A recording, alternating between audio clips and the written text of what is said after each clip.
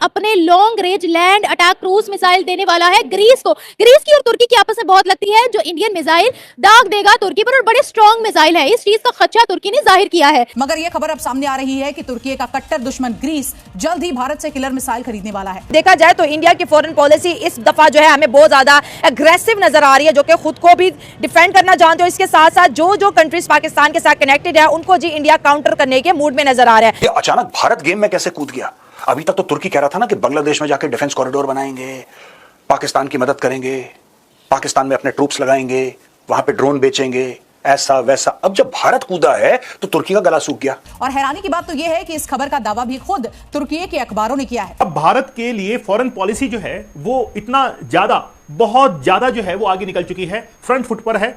पहले बैकफुट पर थी। पहले बैकफुट पर कैसी थी मैं आपको बताता हूं कि कई बार कोई ट्रीटी हो रही है, कोई समझौता हो रहा है तो हम लोग उसमें कॉम्प्रोमाइजिंग कंडीशन में होते थे, लेकिन आज कॉम्प्रोमाइजिंग नहीं, हम डीलिंग की कंडीशन में आ चुके हैं। भारत की जानिब से टर्की के ऊपर एक के बाद एक जो है मुसीबतों का पहाड़ तोड़ा जा रहा है। भारत ने टर्की के गिर्द अपना घेरा जो है बड़ा टाइट कर लिया है। आज भारत की जानिब से ग्रीस को एक मिसाइल बेचा गया है जिसकी रेंज 1500 किलोमीटर बताई जाती है, और ये सिर्फ और सिर्फ टर्की को परेशान करने के लिए बेचा जा रहा है। सिर्फ चंद मखसूस लोग हैं ओवरसीज पाकिस्तानियों में भी, हर कंट्री में जिन तक जो है वो बेनिफिट्स भी पहुंचते हैं, इतलात भी पहुंचती हैं। तो क्या किया जा सकता है कम्युनिकेशन गैप को दूर करने के लिए? इस साल जो डिफेंस एग्जीबिशन हुई थी एथेंस में, वहां पे भारत ने साहब इस मिसाइल को दिखाया था। Plus air chief marshal AP Singh साहब ये पहुंचते हैं ग्रीस और वहां के जो एयरफोर्स के चीफ है उनसे मिलते हैं, तो तुर्की में थोड़ा सा एक हड़बड़ाहट हो जाती है। ग्रीस को क्रूज मिसाइल जो है वो देने का डिसीजन ले लिया है कि हम लोग ग्रीस को क्रूज मिसाइल डिलीवर करेंगे।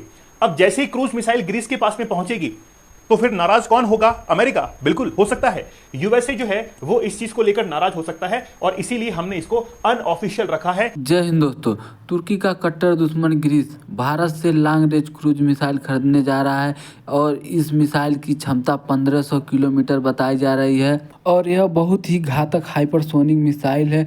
इसे भारत में डीआरडीओ के द्वारा बनाया जाता है। इस मिसाइल को ग्रीस भारत से लेना चाहता है। इसकी खबर पूरी पाकिस्तानी मीडिया में छाई हुई है, लेकिन भारत की तरफ से इस खबर की आधिकारिक रूप से पुष्टि नहीं की गई है।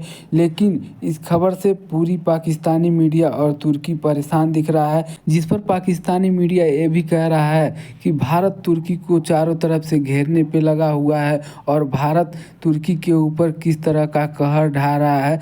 तो दोस्तों आइए देखते हैं इस पे पाकिस्तानी मीडिया और क्या बातें करती है, फिर मिलते हैं वीडियो के अंत में।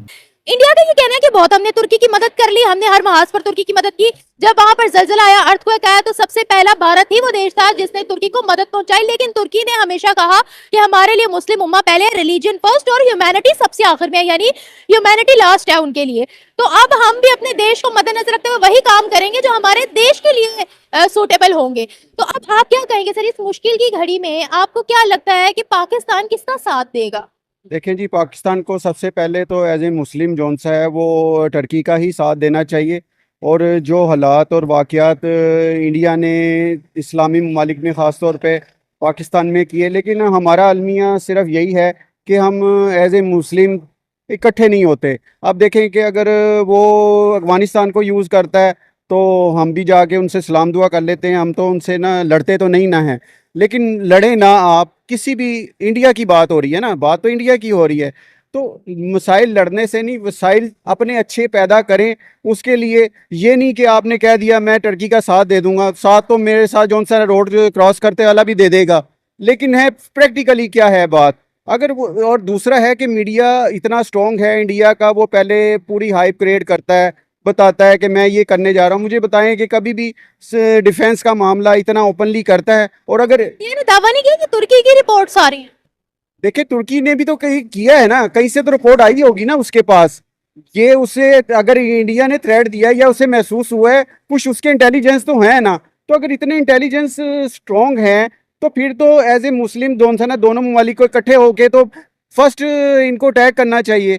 जब ये आप एटॉमिक पावर हैं तो क्यों नहीं बात करते, क्यों नहीं करते? सिर्फ ये तो नहीं है कि आपने एक मीडिया पे आगे कह दिया हम टर्की का, मैं भी कह दूं टर्की का साथ दे दूंगा, लेकिन मैं सुबह वही अपने काम पे जा रहा होता हूँ, वही अपने रोजी कमा रहा होता हूँ। कहने से नहीं, प्रैक्टिकली बने और एज ए मुस्लिम खड़े हों। सर यहाँ पर ये भी चीज मेंशन करना चाहती हूँ, तुर्की की इसराइल के साथ बड़ी ट्रेड रही है, तकरीबन $7 अरब की ट्रेड उनकी इसराइल के साथ रही है। जब उन पर इंटरनेशनल कम्युनिटी ने प्रेशर डाला है, तब जाकर उन्होंने थोड़ा ट्रेड पर जो है वो रुकावट डाला है, थोड़ी ट्रेड रोकी है उन्होंने इसराइल के साथ, और फलस्तीन के हक में उन्होंने बातें कही हैं। तो आपको क्या लगता है, मैं भी तो आपसे यही हर्ज कर रहा आप हूँ। मेरी सवाल सुन लेना। अच्छा, तो अभी तुर्की में क्राइसिस भी चल रहे हैं, तो आपको क्या लगता है क्या वो अपने मुल्क की खातिर भारत से हाथ बढ़ा लेंगे? क्योंकि भारत की यही पॉलिसी रही। बांग्लादेश ने जब एंटी इंडिया कैंपेन्स चलाई तो इंडिया ने उनका इंटरनेट भी कट कर दिया और उनका पानी भी कट कर दिया, ये कहकर कि वो मुल्क जिस पर हमने इतने एहसान किया है वो एंटी इंडिया हो गया है। अब वक्त आ गया है बांग्लादेश को सबक सिखाने का कि वो खुद पांव पर झुककर भारत से माफी मांगे और दोबारा भारत का जो है वो साथ दे और भारत से दोबारा जो है वो दोस्ती करे। तो क्या उनकी यही पॉलिसी तुर्की के साथ भी रहने वाली है?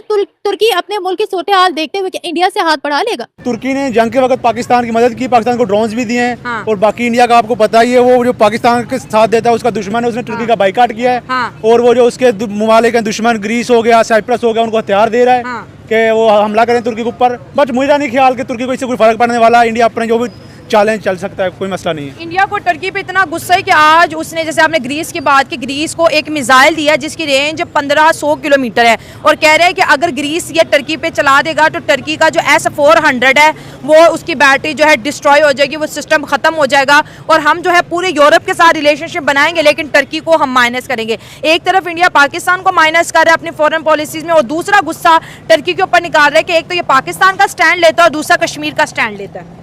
जी, मेरा ख्याल है इंडिया जो मर्जी कर ले, अगर तुर्की ने हमारा कमज़ोर हालात में साथ दिया तो हम भी उनका साथ देंगे, तो इंडिया के छोटे हथियार कोई काम नहीं करेंगे इंशाल्लाह। ठीक है, अगर कश्मीर के मामले की बात करें तो जब जब कश्मीर का जिक्र होता है तो टर्की यूनाइटेड नेशन में पाकिस्तान के साथ खड़ा रहता है। इंडिया कह रहा है आप कश्मीर की बात करते हो तो टर्की ने भी तो साइप्रस के ऊपर जो है कब्जा किया हुआ है, ये इंडियन पॉइंट ऑफ व्यू है, तो फिर आप साइप्रस को भी आज़ाद कर दो। तो नहीं, वो कश्मीर एक जो सा वो मकबूजा किया हुआ है, उन्होंने उसको पर जोर ज़बरदस्ती से किया हुआ है। साइप्रस को उन्होंने फतेह किया है तुर्की वालों ने। तो इंडिया की जो भी बयान आते हैं झूठे, इनकी कोई बुनियाद नहीं है। वो खुद एक चैलेंज चल रहा है, बट मेरा नहीं ख्याल तुर्की को टेंशन लेनी चाहिए। पाकिस्तानी और तमाम पाकिस्तानी अवाम उनके साथ है। देखिए, भारत को भी यही फेस करना पड़ा। पहले धोखा ग्रीक्स ने खाया। ग्रीक्स ने सबसे पहले बोला कि यार इनके अर्थक्वेक हो गए, चलो राहत सामग्री भेज देते हैं। फिर तुर्की ने इनकी पीठ पे खंजर उतारा। यही काम उसने भारत के साथ भी करा था, ठीक है ना। हमने तुर्की की मदद करी, पाकिस्तान ने कुछ नहीं करा। हमने तुर्की की मदद करी जब तुर्की के ऊपर इतनी बड़ी आपदा आई थी, इतनी बड़ी प्रॉब्लम आ गई थी, अर्थक्वेक हो गया, कितने लोग मर गए तुर्की में। हम सबसे पहले थे फर्स्ट रिस्पॉन्डर जो हमने मदद करी। लेकिन तुर्की ने सीधा पाकिस्तान की मदद करी। उसने बोला कि तुम्हारी मदद से हमें कोई लेना देना नहीं है। Both are Muslim countries and religion comes first, humanity comes last. तो तुर्की ने यही चीज यहां पे भी करी है।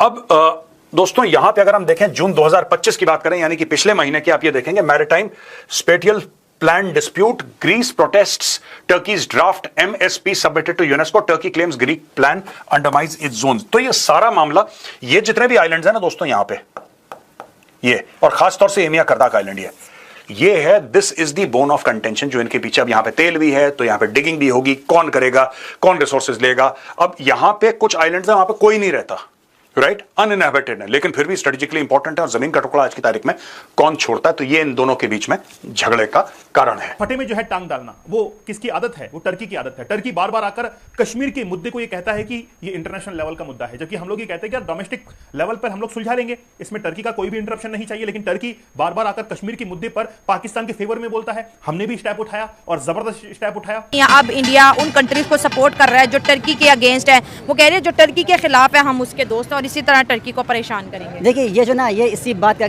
कड़ी जुड़ी है, ठीक है।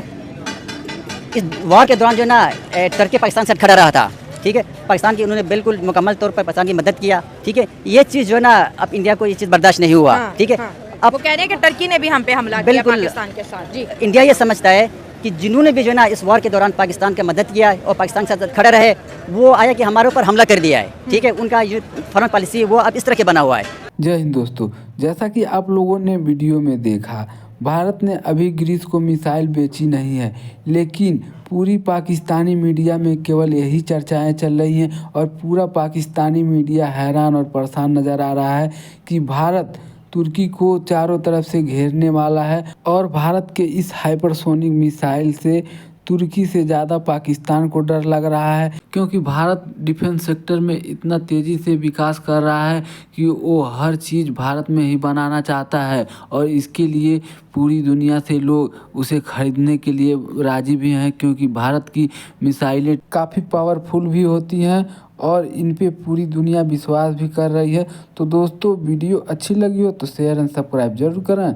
फिर मिलते हैं नेक्स्ट वीडियो में। जय हिंद।